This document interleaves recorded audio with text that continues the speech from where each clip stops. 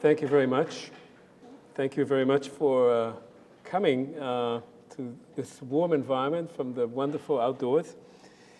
And thank you very much for the introduction. What I will talk about today is an attempt to give you a gist of a book that I'm writing. The title of the book, as I'm thinking about it now, is The Voice of Your Brother's Blood, Buchach, Biography of a Town. I began thinking about that book about at least 15 years ago. At the time, I knew very little about the region that I'd chosen my research focus, about its history, its present, its languages, its cultures, and its politics. As you heard, I started as a German historian and spent many years doing German history, and this was something very different. I then began collecting, bit by bit, documents and memories, books and photographs, testimonies and court records, everything that I could lay my hands on about this one little town. In between, I wrote a couple of books, one of which is called Erased, Vanishing Traces of Jewish Galicia in Present-Day Ukraine, which came out in 2007. That was a book that outlined the politics of memory in what had once been Galicia, or the province of Galicia, Galicia, in which this town, Buchach, was founded and in which it still exists. Today, Buchach and many other towns like it is but a fragment of what it had once been. It is inhabited by people who were largely transported to it from elsewhere and who now live in the remnants of a world they know nothing about and do not particularly wish to recall. So in this talk, I will go back to the history of that town. The German invasion of the Soviet Union on June 22, 1941, brought a wave of unprecedented violence to Galicia. Galicia, part of the eastern territory of Poland that had been annexed by the Soviet Union in 1939. You may recall as part of the Ribbentrop-Molotov Pact, dividing Poland between the Soviet Union and Nazi Germany. The German occupation of Galicia between 1941 and 1944 culminated in the mass murder of its Jewish population and the ethnic cleansing of its Polish inhabitants. On July 5th, 1941, the German army reached Buchach, a small Galician town that had a mixed population of Poles, Jews, and Ukrainians for the previous 4 centuries. The following day, the 101st Light Infantry Division reported, I'm quoting, murders of inhabitants, Ukrainians, in the jails of Buchach and in the nearby town of Chortkov, and noted that the Ukrainian militia took over as local police until the arrival of the German troops. These German troops, which were reporting on this, were merely passing through this town on the way to the east as they were chasing the retreating Red Army. But the self-proclaimed Buchach Sich, which was the name for the Ukrainian militia, soon expanded to over 100 men, initially commanded by 2 men known as Tadej Kramarchuk and Andriy Dankovich, who were assisted by the local representative of the Organization of Ukrainian Nationalists, known as OUN, Miron Hanushevsky. In late July, command over the militia was transferred to the former public prosecutor Volodymyr Kaznovsky. The Sich, this militia, abused, looted, exploited, and murdered Jewish inhabitants of Buchach. Together with a few Gestapo officials, in mid-July, it executed at least 40 politically suspect Jews, Poles, and Ukrainians.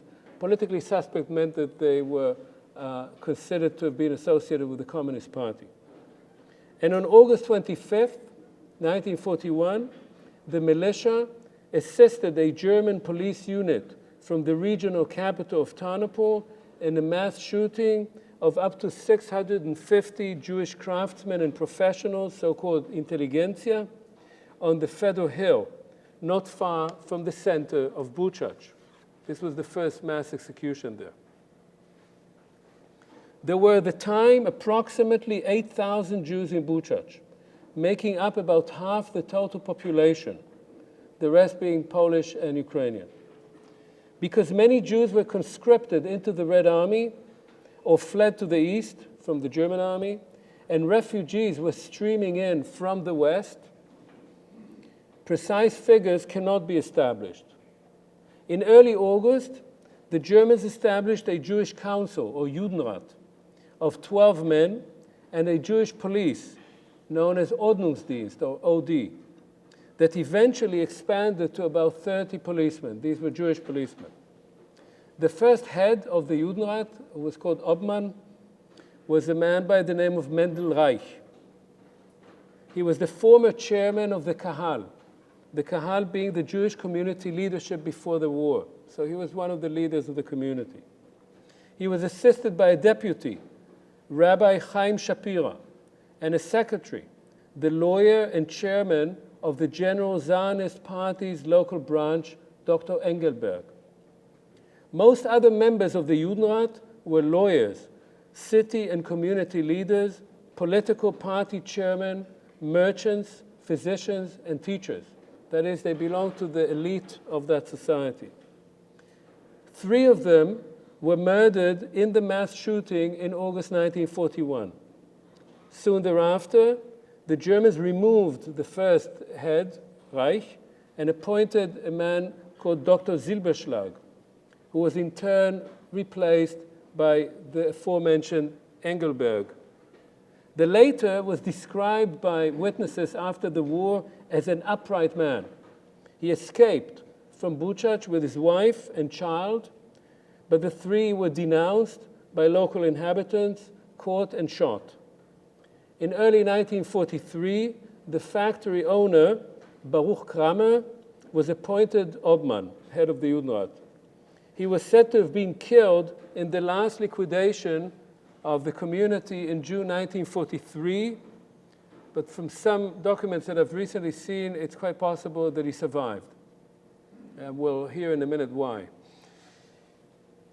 The Buchach Judenrat has been credited with providing assistance to thousands of Hungarian Jewish expellees who streamed into the town.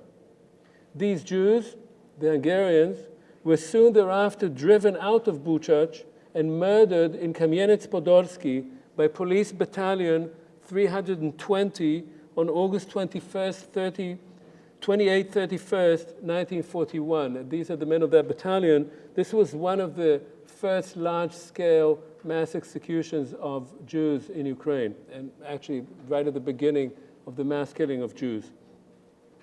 The Judenrat also set up a soup kitchen for the poor and arranged housing for Jews expelled to Buchach from smaller towns and villages in the vicinity. Nevertheless, most survivors condemned the Judenrat and the Jewish police for corruption and collaboration. When supplying the Germans with workers for forced labor camps, the Jewish police, initially commanded by Yosef Rabinovich, would reportedly, as one witness noted, seize only the poorest Jews who could not ransom themselves. The physician, Dr. Bernhard Seifer of the Judenrat, it was said, saw the poor as human dust, which was meant to satiate the German beast until the bad times would pass, and thereby to save those who were worthy of rescue. The last Obmann, Baruch Kramer, came in for the harshest condemnation. This allegedly handsome Jew, I'm quoting now, was still a follower of Hasidism and wore sidelocks before the war. But under the Germans, he shaved and became their servant. As Obmann, says one of the witnesses, he ran around with a hatchet during the roundups and betrayed the hiding places of the Jews. he celebrated with the Germans and forced young Jewish women to come to these feasts. He was thus judged by survivors as, quote, more of a collaborator than a Jew in charge of a Judenrat that became a tool of the Gestapo. These are all terms that were used by witnesses after the war. Similar bitterness was expressed about what one witness called the shameful actions of the OD, the Jewish police, which at the height of its degeneration was headed by a young man called Moises Albrecht. The electrician, Moshe Wiesinger, who left an extraordinary diary written right after the war, who later fought with the Polish resistance, wrote scathingly about the Jewish police. The OD are robbing, killing, worse than the Germans. Albrecht walks down the streets in an OD uniform. Like the Germans, he's holding a whip in his hand, and woe to whoever will stand in his way. Albrecht died of typhus in winter 1942-43 and was replaced by the law student Volcho Wattenberg. The latter was replaced by a man called Lichtenholz, who was eventually shot with many of the other Jewish policemen in June 1943 in the final liquidation. Some OD members eventually turned against the Germans or joined resistance groups in the forests. OD man Yannick Anderman, whose brother I interviewed in Israel in 2002, attacked the perpetrators during the mass shooting of April 1943, was beaten, and then burnt alive in the town square. Yitzhak Bauer, whom I also interviewed in my own hometown in 2003, served in the Jewish police. He didn't tell me that. I found that from other documents. But later became a partisan. As I said, in neither interview was prior association with the Jewish police mentioned. I discovered this from other sources, really from court records kept in West Germany, what was West Germany, West German police interrogations. Several Judenrat members resigned in protest. Some provided funds to purchase arms, and some chose direct action. Yankel Ebenstein was hated by everyone, according to one witness, as a Judenrat member, and was called agent of the Gestapo. But he is said to have died a hero's death when he tried to conceal a bunker with Jews, a hiding place, with Jews in November 1942, and then attacked and was killed by the Gestapo. That day, one account puts it, he was forgiven everything. Unlike the Ukrainian police, the Ukrainian mayor of Buchach, Ivan Bobek, was reportedly considerate to the Jewish population. But in the fall of 1941, control over extermination policies in the region reverted to the security police, the Sicherheitspolizei, or Zippo, an outpost of which was based in nearby Charkov. This is a city about 40-minute drive from Buchach. Assisted by several hundred Ukrainian auxiliary policemen, as well as by locally based German gendarmes and Ukrainian police, during the next 3 years, this outpost murdered approximately 60,000 Jews in the Charkov-Buchach area. Commanded by a series of professional policemen, the Zippo outpost was finally dismantled in early 1944. Only one of its 5 chiefs, Kriminalsekretär Heinrich Peckmann, was tried after the war, but he was acquitted of all charges for lack of evidence. Other officials associated with the Charkov Zippo outpost were Kurt Kölner, who was in charge of Jewish affairs. He was a Judenreferent. From July 1942 to the dismantling of the outpost, Paul Tomanek, who commanded the labor camp in Charkov as of November 1942 and participated in mass killings and other brutalities, including rapes in Buchach, and the local gendarme, Peter Pahl, recalled by witnesses as having been especially brutal. Town administrators, or Landkommissare, Richard Liesberg and his successor, Walter Hofer, were not active in anti-Jewish actions. But Frau Henriette Liesberg, who stayed in town when her husband went off to the Eastern Front, was on good terms with Ukrainian policemen who were stationed next door to her house and actively participated in the killings. This picture went astray. Sorry, there was a picture of Frau Liesberg. The Buchach Railroad Tunnel and Bridge were blown up by the Red Army in summer 1941 and were rebuilt by the German firm Ackermann with local Jewish slave labor. Almost all of the workers were eventually murdered. Subsequent trials of the perpetrators made use of evidence by German civilians associated with this firm who witnessed firsthand many of the roundups and killings. Basically, if you stand here and you look over there, then you see one of the sites in which the Jews were killed. This is a small place, and you could easily see from one point to another. Following the first mass shooting in summer 1941, Buchach was spared large-scale massacres for over a year, although many of the mostly poor Jewish men sent to labor camps nearby died there. The first Aktion, or roundup, or Aktie, occurred on October 17, 1942. Gestapo personnel, aided by Ukrainian and Jewish policemen, deported 1,600 Jews to the Berzhets extermination camp, which was the extermination camp designated for all of Galicia. It's right on the other side of the border between present-day Ukraine and Poland. Hundreds of others were shot in their homes and on the streets. A second Aktion took place on November 27th. 2,500 Jews were deported to Berzhets, and many others were shot on the spot. Deported means they arrived there and they were gassed, of course. Most of these transports were completely gassed. Hardly anybody survived them. Meanwhile, the town was crammed with Jews from surrounding localities. In December 1942, a ghetto, or residential district, was established. The crowded conditions and lack of food, sanitation, and medication caused a typhus epidemic and claimed many lives. In early February 1943, a third Aktion took place.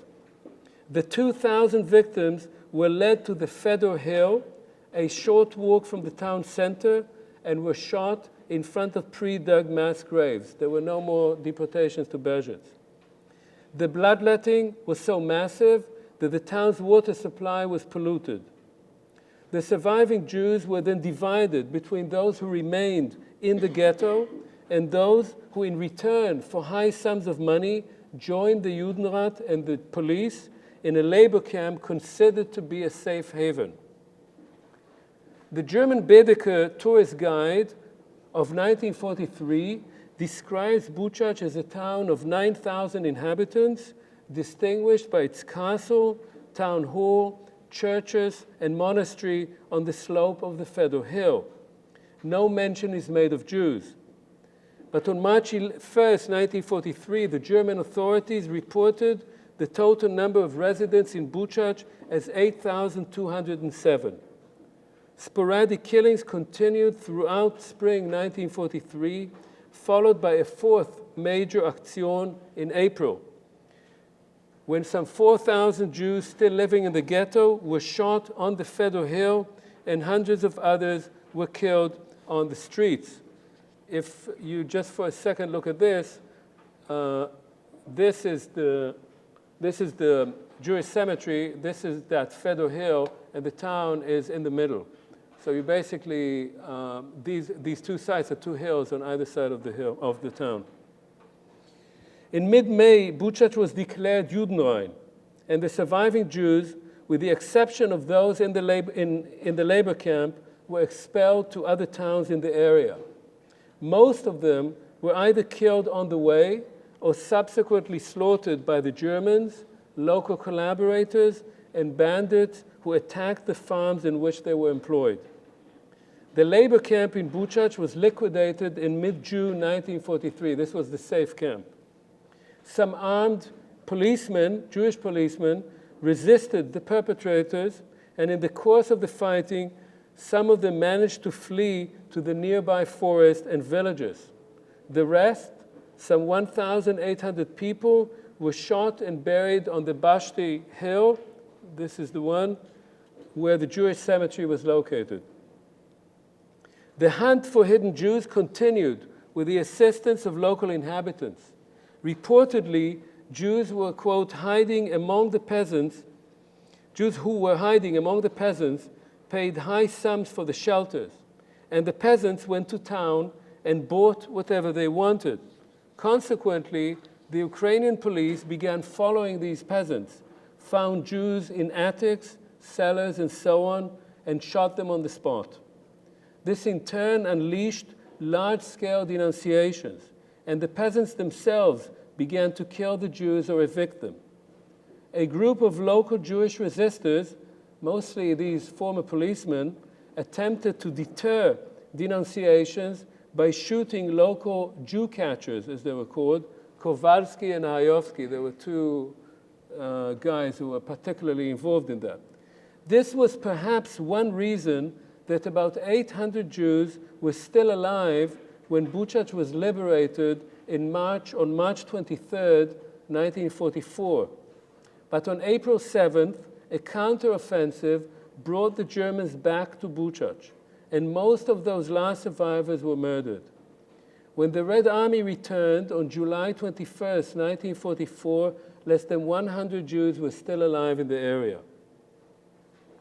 Some local Ukrainian residents profited from the genocide by taking over the property of the murdered and finding new employment opportunities.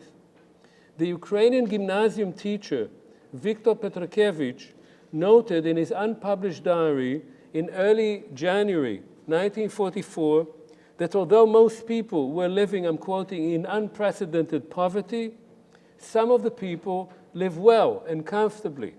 The war destroys and ruins some and gives too much to others, often undeservedly.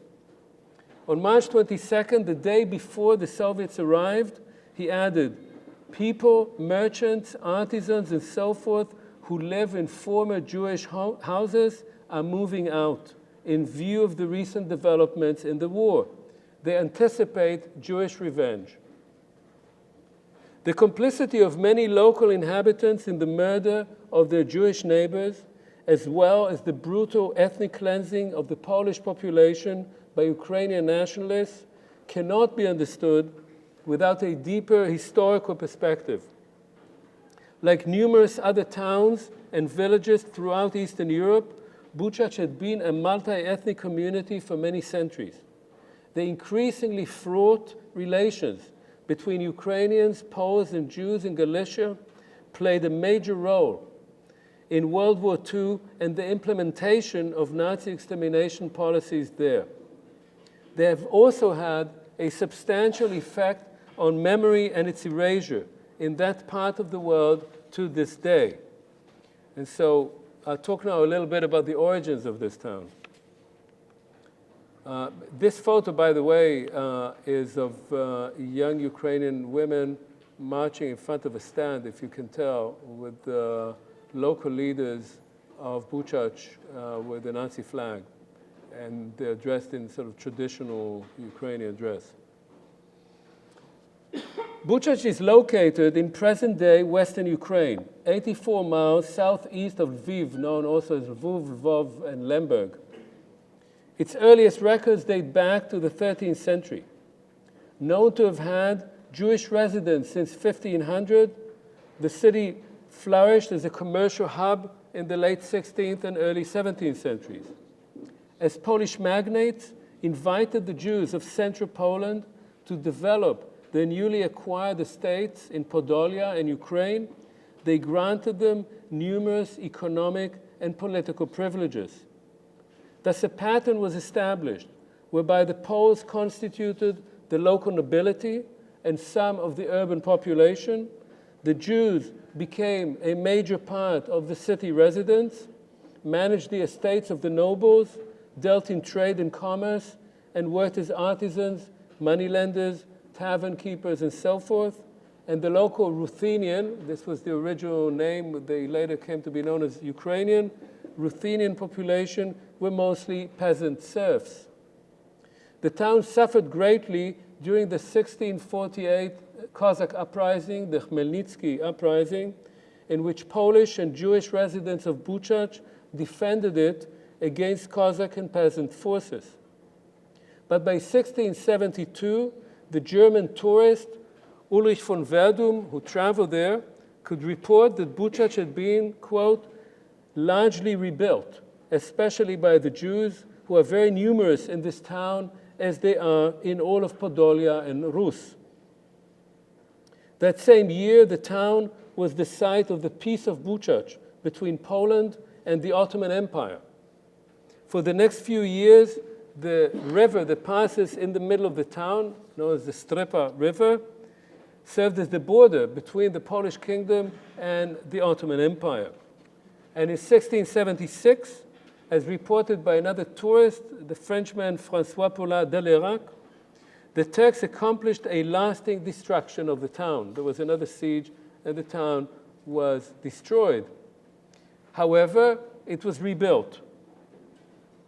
And it assumed soon the former demographic and occupational pattern that would largely characterize it and many other towns in Galicia until World War II. As the same tourist Delerac, who visited it again in 1684, wrote, the Ruthenian peasants built their homes next to the gate of the city and under the guns of the castle.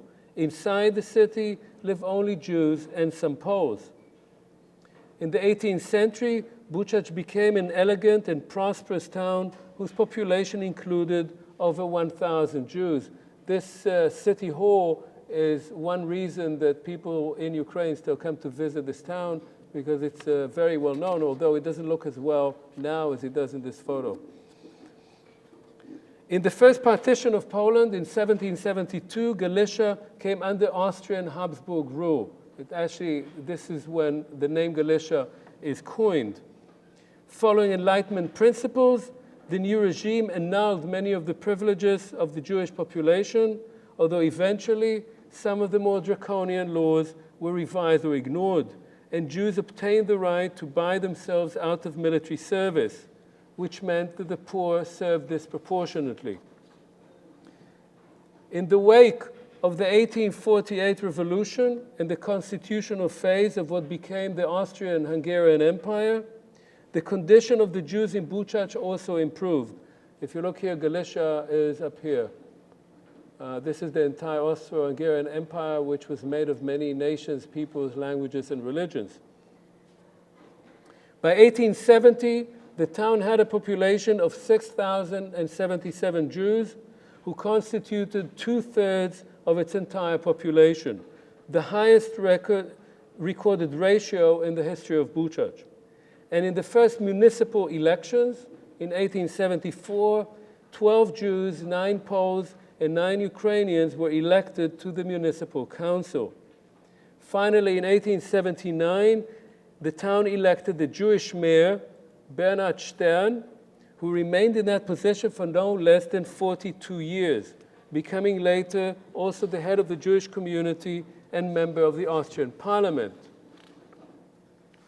These were all signs of well-ordered relations between the three ethnic groups in the city, under overall control of the Austrian authorities. This period also saw a great expansion in cultural and political activity among all residents, growing Polish and Ukrainian nationalism, as well as Jewish political awakening. The introduction of elections to Galicia made for various alliances between and within the three major ethnic groups. But while Poles and Ukrainians were vying for control over the region, over Galicia, the Jews could only maneuver between them. There was no talk of them having their own stake in it. Other rapid changes were taking place in Buchach in the years leading to World War I. By 1910, the population had grown to almost 14,000 inhabitants, of whom just over half of the population were Jews. In 1899, the town had a gymnasium built by the Austrian authorities, an elegant high school, which registered close to 700 students in 1908.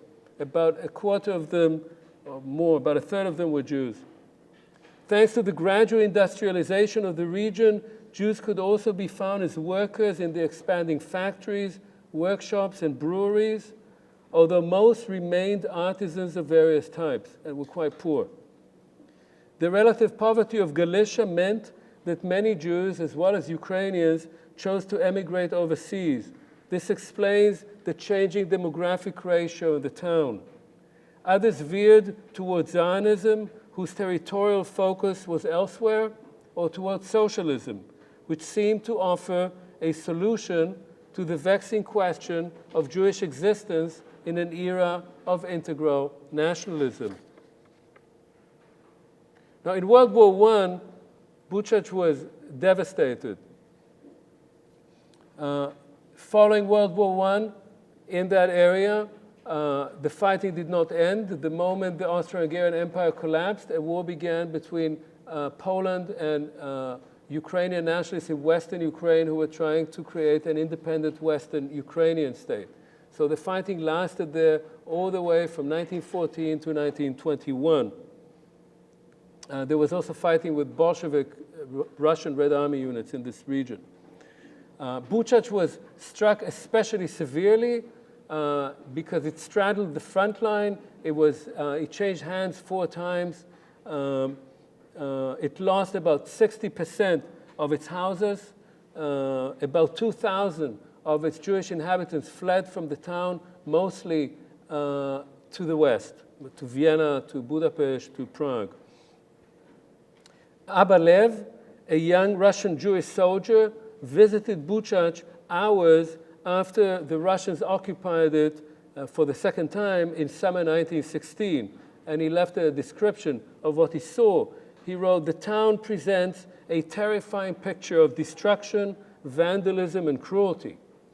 In one house he saw a boy of about 10 whose hands were broken, and next to him his mother with a smashed skull and legs cut off. In the next house there was a dead woman who had been raped and then beaten so badly that she died the same day in terrible agony. In the third and fourth houses there were raped Jewish women, men with smashed heads and gouged eyes. In the hospice I found 5 murdered people. They also showed me numerous Jewish houses with dead people who had been strangled, burned, and so forth."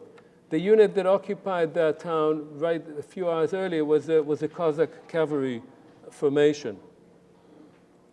The Polish school teacher, Antoni Shavinsky, wrote in his unpublished diary that Buchach, whose pre-war years he recalled with fondness, although he emphasized that he was controlled by the Jews, was now, quote, "totally devastated and ruined."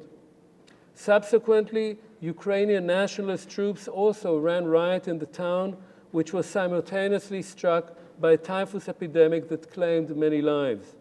By 1921, when Buchach came fully under Polish control, its population had diminished to 7,500 people, of whom about half were Jews. World War I put an end to a regime that had managed to keep the balance and manage the relations between the different ethnic groups, even as they developed their own separate national identities. The war ended up pitting these groups one against the other. The ultimate failure of the Ukrainian attempt to create an independent state left a legacy of bitterness and frustration. The Bolshevik attempt to impose communist rule similarly cast a shadow of suspicion and rage. And the installation of Polish rule after a hiatus of over 150 years, because the Polish state didn't exist from the late 18th century until the end of World War I, was deeply resented by the majority Ukrainian population in the region. Finally, both Polish and Ukrainian nationalists suspected the Jews of supporting their enemies, associated them with communists, and excluded them from their vision of future ethnically homogeneous states. The seeds of ethnic mayhem 2 decades later were sown in World War I and the immediate aftermath. Buchach never fully recovered from the devastation of World War I. Polish attempts to colonize the region led to Ukrainian resentment and anti-Polish attacks. And the increasing influence of anti-Semitic sentiments in Poland led to growing limitations on Jewish access to secondary and higher education, as well as to civil service and other prestigious positions in the military, academe, and so forth. Jewish teenagers in Buchach face increasing difficulties being admitted to the local gymnasium. Polish police reports from the period, that's the interwar period, indicate the local authorities' fear of nationalist and communist organizations. As the ethnic groups drifted apart, it was almost exclusively in Communist Party cells that one could find Jews, Ukrainians, and Poles associating with each other. Other cultural, educational, and social organizations, of which there were many in interwar Buchach, were split along ethnic, national, and religious lines. The decline of the Jewish community of Buchach during those 2 decades is poignantly described by Nobel Prize laureate Shmuel Yosef Agnon in his novel, which is available in English, A Guest for a Night, based on his visit to his birthplace in 1930. Politically, the Zionist parties came to dominate the community, especially among the youth. While blatant anti-Semitism was not common in interwar Buchach, and children of all ethnicities mingled, adults either kept to their own ethnic group beyond their professional lives or left the city. The town's other best-known sons included, as you can see, the historian Immanuel Ringenblum, who later organized the Oneg Shabbat archive in the Warsaw Ghetto and was subsequently murdered by the Germans, and Simon Wiesenthal, who spent the rest of his long post-war life hunting down German perpetrators, including those who had annihilated the Jewish community of Buchach. And there's a very rich correspondence that he led over that, some 700 letters.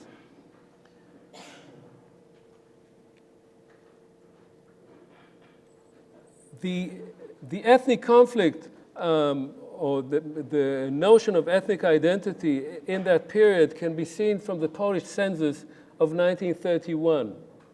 This census, which was not free from political manipulation, noted that Buchach had expanded to almost 24,000 residents.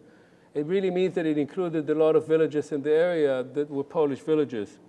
Of those, close to 12,000 were Roman Catholic, which in the language of the time meant Poles. Over 5,000 were Greek Catholic, which meant Ukrainian, and almost 7,000 were Jewish.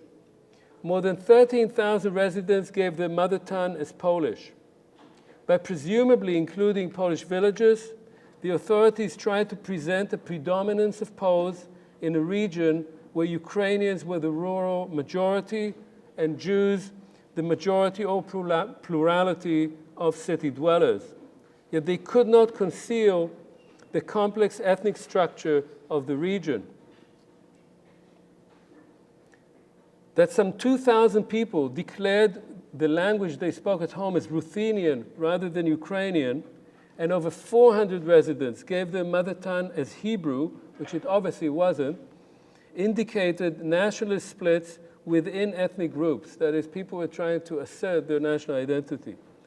Another disturbing sign of future trouble was political recruitment into radical organizations.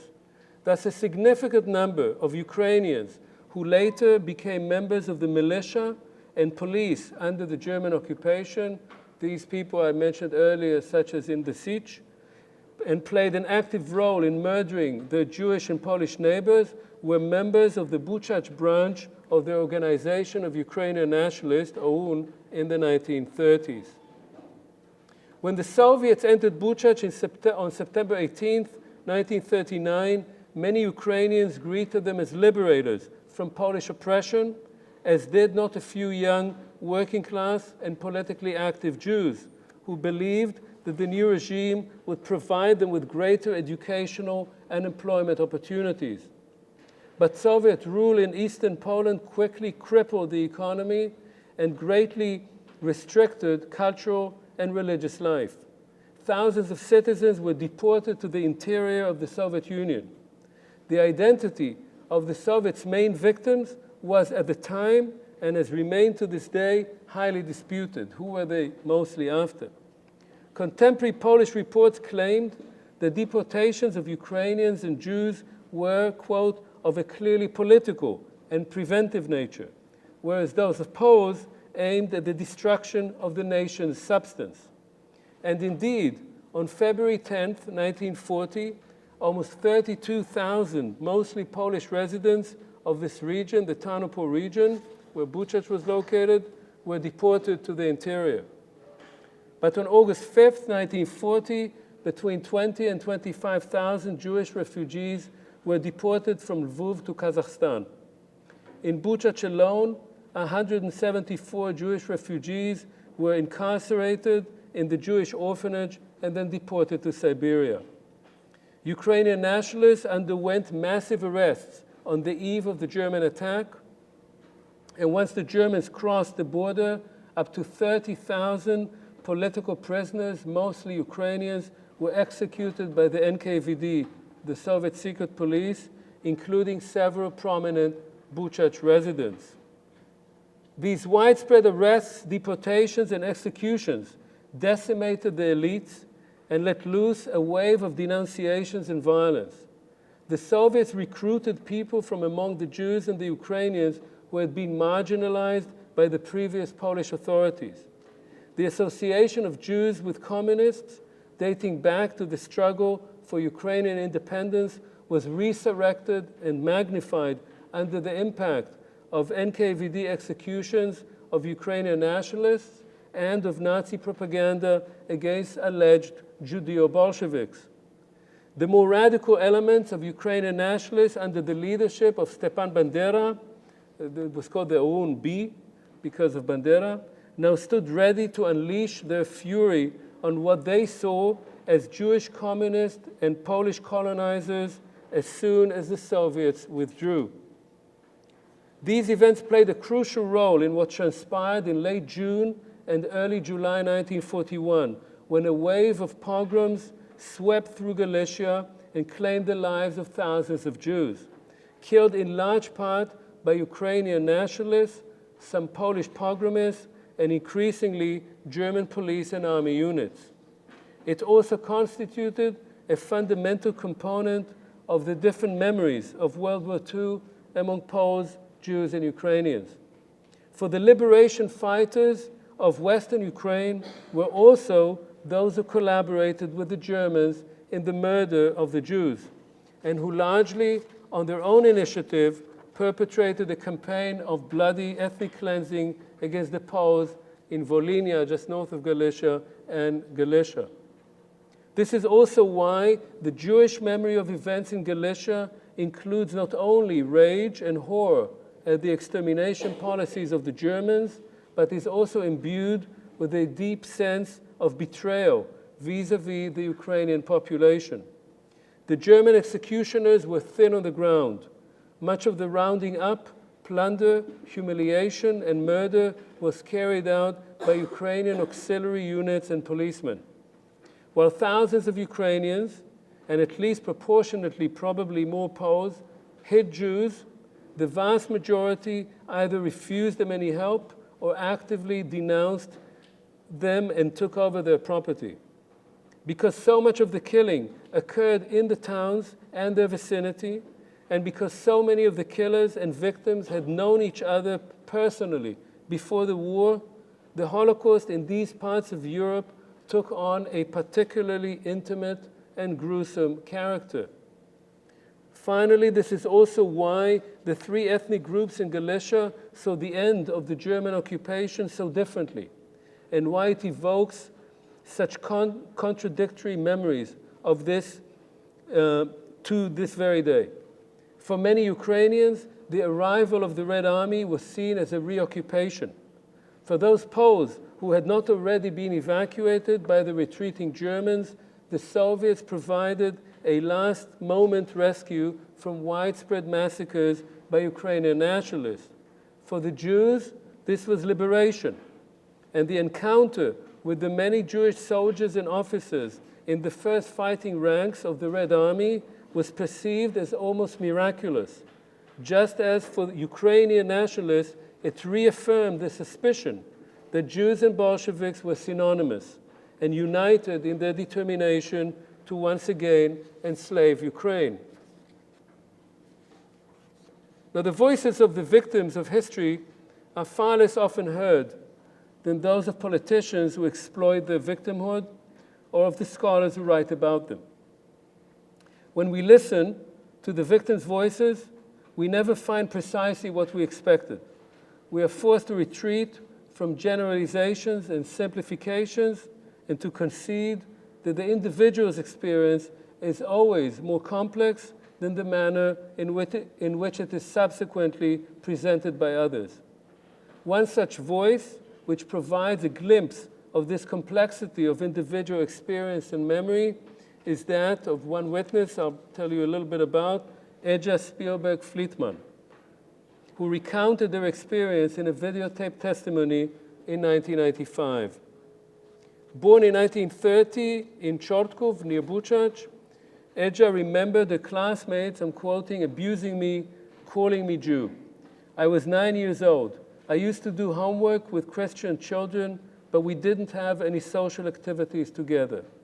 There was definitely a division between Jews and Christians. When the Soviets invaded in 1939, Eja's father was arrested. When he came back, he commented that the Russians are kind of peasants. The Germans are, after all, civilized people. So how much worse could they be? When the Red Army withdrew, the family, this photo belonged to an earlier part. This machine moved it here, sorry. When the Red Army withdrew, the family was staying in a small village in the countryside. That very first night, they were attacked by, quote, neighbors, Ukrainian people, the people literally that we knew. They came and threw hand grenades and were going to kill us. But Eja's family was sheltering at a Christian friend's home. The attackers came there with axes and guns, and they said, you have to let them out. But their host refused to betray them. The mob then went on to her uncle's house and killed his wife and 2 children. They just split their heads with axes.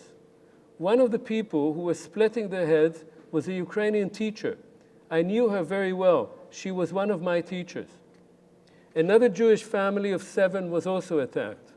3 adults and 2 children were axed to death. Only 2 children survived. All this happened before the Germans arrived in the area. Following these events, Eja and her family fled to Buchach. Attacks on the ghetto population, she remarked, were mostly carried out by the Ukrainian police, along with very few Germans. Eja remembers that many Jewish families that still had some valuables went to Christian homes. These farmers would keep them for a few days and then call the Ukrainian police. They would march them out and just execute them like cattle. Her aunt and cousins were hiding in with one such peasant, but he called the Ukrainian police. They took them all out. They had these 2 little girls. My uncle was pulling out his hair and begging the police, just don't kill the 2 little girls. Let them live. They ignored it. My little cousin, who was 5 years old, was holding the policeman's hand. He just pushed her away and took out the revolver and killed her first in front of her parents because she was annoying him. She was kissing his hand. Eja, her 6-year-old brother, and her parents were also hiding with a peasant to whom their mother promised a house and farmland after the war. But the Kavchuks, that family, were different. This was just a poor farmer with a wife and 4 children. The wife was the only one that my mother felt was humane, she said. The woman said to them, it doesn't matter how long it takes, we will share our bread and potatoes with you. Edja's mother helped the woman deliver her fourth child. She remembers them as very kind, wonderful people. When Buchach was liberated in March 1944, Edja and her family went back to the city. Shortly thereafter, the Germans recaptured it, and a German soldier discovered the family hiding in a cellar.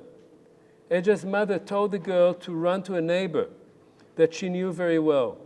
This man, she says, was a big executive. He knew us. He used to come to our house, and his mother lived in the neighborhood.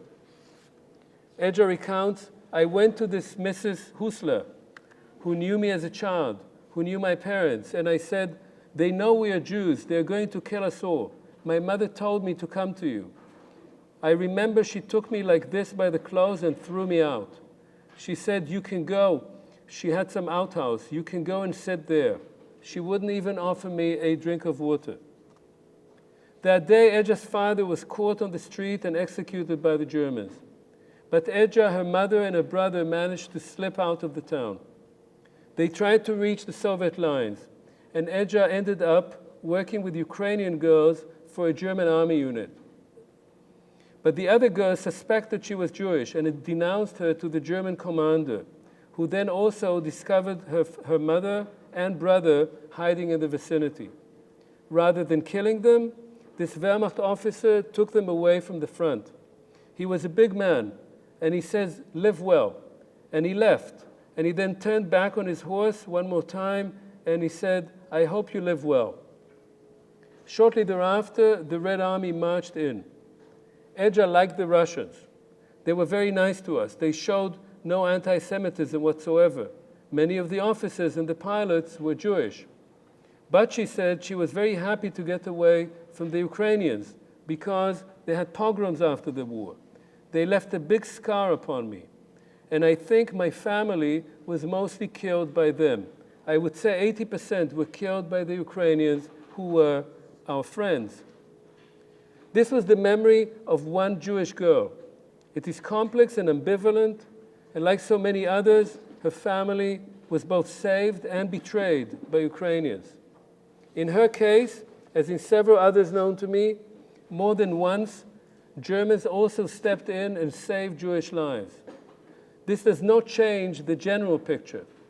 The Holocaust would not have happened in Ukraine had it not been for the German determination to exterminate the Jews.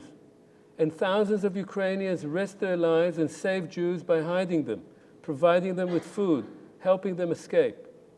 But the reality for most Jews in Ukraine was, as Edja summed it up. For Ukrainian Jews, it was their neighbors, co-workers, friends, and colleagues who not only frequently turned away from them when they begged for help, but denounced and betrayed them, profited from their murder, and in far too many cases, willingly participated in the killing. The Jewish revenge feared by Ukrainians did not occur. The few survivors who returned to Buchach after the liberation soon left the town and ended up mostly in Israel and the United States. Buchach became part of Soviet Ukraine. By the late 1940s, the resistance of Ukrainian nationalists was brutally suppressed, and Buchach, now almost exclusively Ukrainian, sank back into obscurity. Soviet politics of memory denied any specificity to Jewish victimhood. A memorial to the victims put up in the Jewish cemetery in 1944 was removed by the Soviets. A Soviet tourist guide to Buchach, published as late as 1985, merely mentioned that, quote, the Hitlerites exterminated about 7,500 civilians, avoiding mention of either Jewish victims or Ukrainian collaborators. Since Ukrainian independence in 1991, the anti-Soviet fighters who were vilified by the communists are being glorified. A new memorial to the nationalist leader Stepan Bandera has recently been erected in Buchach. The memory of Jewish life and the manner of their mass murder has not returned. The mass graves are largely unmarked. A modest memorial recently put up by survivors and their descendants at the Jewish cemetery is already deteriorating and serves as an open-air toilet. This landscape of erasure is characteristic of hundreds of other towns in Eastern Europe. They remain unrecognized sites of memory in lands reluctant to remember both the richness and vibrancy of pre-war Jewish life and the manner in which it was torn out and destroyed. Just as disturbing are denials of the singularity of Jewish faith in Ukraine, combined with arguments regarding the alleged complicity of Jews in the persecution and murder of Ukrainians, and associations between Jews and communists. These are hardly uncommon in contemporary Ukraine, and in fact in quite a number of other East European countries, whether among politicians, in the media, or even by some scholars. The urge to equate Jewish and Ukrainian suffering borrows from the Soviet habit of subsuming all specific faiths under that of the Soviet nation as a whole, just as much as it borrows from nationalist rhetoric going back to World War I. History and memory, then, are still very much the site of active battles over identity and nationhood, even as the killing fields of the Holocaust remain largely abandoned and unmarked. Thank you.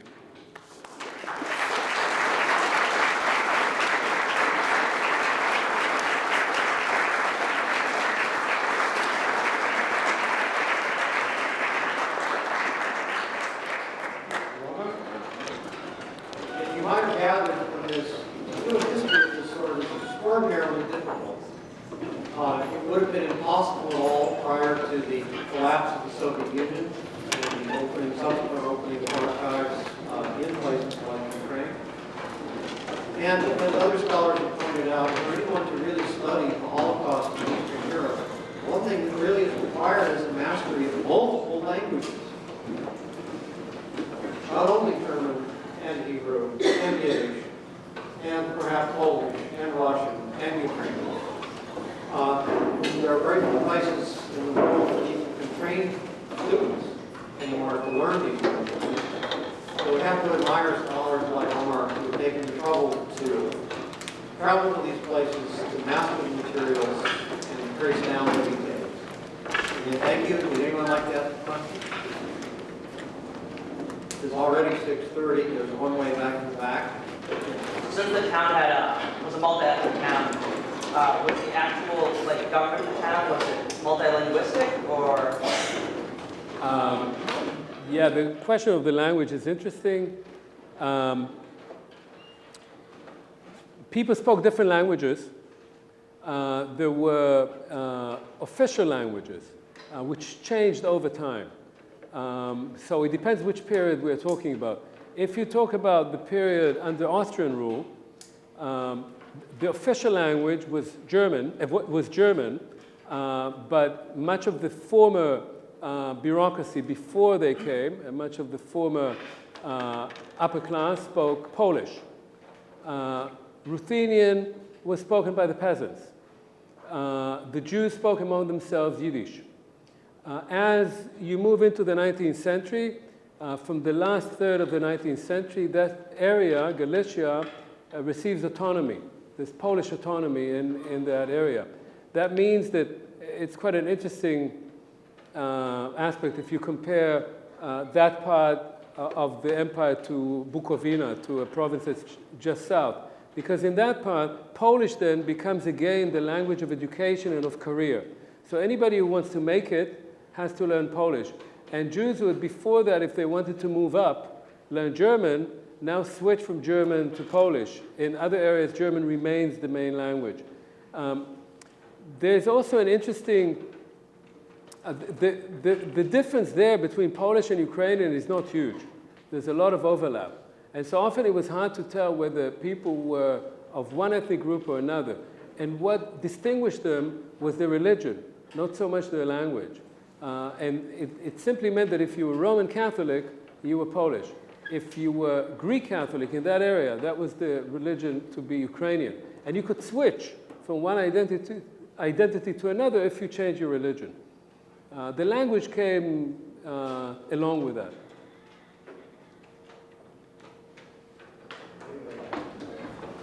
Thank you. I come from Bosnia originally, and I lived there through the 92 to 95 conflict, so I can personally relate to this multi-ethnic tension that you mentioned that was in Buchach. Usually, aggressor needs to develop some sort of narrative to justify its crimes. What was the narrative, for example, for Ukrainian nationalists or Polish nationalists or whoever in different periods of the history you covered? What was the narrative used to justify the crimes they committed? You're absolutely right. Each group tells its own story. The stories are not necessarily only stories of persecution, but they are distinct. So you can, in a sense, write the story of this town or many others, as you probably know, 3 or 4 separate stories that have some overlap, but sometimes they're totally disconnected from each other. But in this case, there is a narrative that goes back at least to the 17th century. And that is a narrative according to which the Ukrainians or Ruthenians are the peasants, they are the serfs. They are being exploited by the Polish landlords. The Polish landlords, mostly in the early modern period, they want to have large estates. They need money from these estates, but they don't want to be on their estates. They want to be in Warsaw, where there's politics, or in Krakow, because they have to conduct politics. So they need people to run the estates for them. The people who run the estates for them are the Jews. So the narrative, and you have it already in the uprising, in the Khmelnytsky uprising, you have precisely this notion that the peasants and the Cossacks are rising up against the Poles and against those who work for them, who are the Jews. So this is the traditional narrative. Now, if you modernize it and you bring it to the beginning of the 20th century, to World War I, there's a growing association of the Jews with the Bolsheviks. And that is not only in Ukraine, of course. You find that in Lithuania, you find it in Poland. And so now the Russians and the Bolsheviks and the Jews are all seen together. And these are people who are trying to take over Ukraine. And Ukrainian nationalists,